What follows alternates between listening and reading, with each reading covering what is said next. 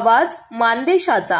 राष्ट्रवादी काँग्रेस पक्षाचे शरद पवार गटाचे माढ्याचे उमेदवार धैर्यशील मोहिते पाटील यांच्या प्रतिज्ञापत्रावर भाजपचे उमेदवार रणजित सिंह नाईक निंबाळकर यांनी आक्षेप घेतलाय।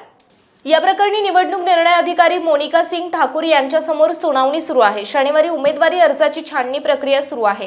मोहिते पाटील यांनी त्यांच्या प्रतिज्ञापत्रात व्यवसाय संबंधित कॉलम रिकामा सोडल्यामुळे त्यांचे प्रतिज्ञापत्र अपूर्ण असल्याचा आक्षेप नाईक निंबाळकरांनी नोंदवला आहे। म्हणणे मांडण्यासाठी मोहिते पाटील यांनी 2 तासांची वेळ मागितली, परंतु अधिकाऱ्यांनी त्यांना 1 तासात म्हणणे सादर करण्याची सूचना केली आहे। आपल्या जिल्ह्यातील तालुक्यातील लेटेस्ट बातम्या पाहण्यासाठी आजच मान चौफेर न्यूज चॅनलला YouTube वर सबस्क्राइब करा आणि बेल आयकॉन प्रेस करा।